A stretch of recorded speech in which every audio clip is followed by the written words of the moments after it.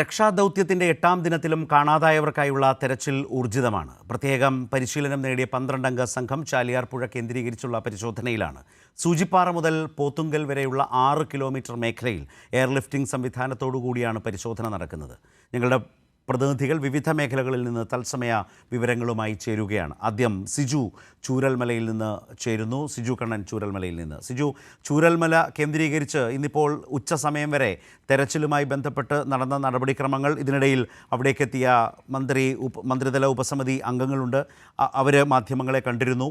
അപ്പോൾ ഇതെല്ലാം അടങ്ങുന്ന തെരച്ചിലുമായി ബന്ധപ്പെട്ട ചൂരൽമല കേന്ദ്രീകരിച്ചുള്ള വിവരങ്ങളിലേക്ക് ആദ്യം.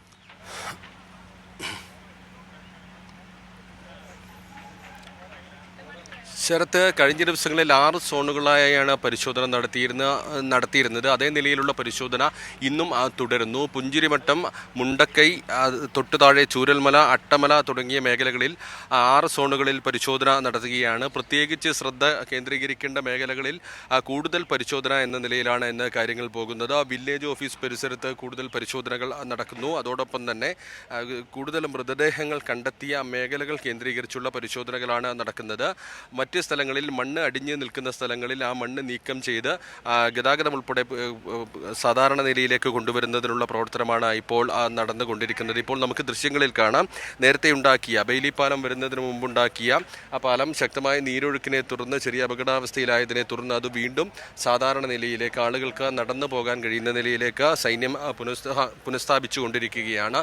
ഇങ്ങനെ ഓരോ മേഖലയിലും വീടുകൾ ഉണ്ടായിരുന്ന സ്ഥലങ്ങളിൽ കൂടുതൽ കേന്ദ്രീകരിച്ചുകൊണ്ട് പ്രദേശവാസികളുടെയും അവരുടെ ബന്ധുക്കളുടെയും എല്ലാം സഹായത്തോടു കൂടി ആ സ്ഥലങ്ങൾ കണ്ടെത്തി അവിടെ കൂടുതൽ പരിശോധന എന്ന നിലയിലാണ് കാര്യങ്ങൾ പോകുന്നത്. അതോടൊപ്പം തന്നെ ജലാശയങ്ങളിലും കിണറുകളിലുമെല്ലാം തന്നെ പരിശോധന നടത്തുമെന്ന് ഇന്ന് രാവിലെ മന്ത്രി അറിയിച്ചിരുന്നു. ഇന്നത്തെ ഏറ്റവും വലിയ പ്രത്യേകത, മന്ത്രിമാർ ഇന്ന് രാവിലെ മുതൽ ഈ സ്ഥലത്ത് കൃത്യമായി നിലയുറപ്പിച്ച് ഓരോ ഘട്ടവും വിലയിരുത്തിക്കൊണ്ടിരിക്കുകയാണ്. കാരണം ഒരാഴ്ച കഴിഞ്ഞതിന് ശേഷം ഈ രക്ഷാപ്രവർത്തനം ഇതുവരെ നടത്തിയത് എങ്ങനെയാണ് എന്നുൾപ്പെടെയുള്ള കാര്യങ്ങൾ വിലയിരുത്തുമെന്ന് മന്ത്രി കെ രാജൻ രാവിലെ തന്നെ പറഞ്ഞിരുന്നു.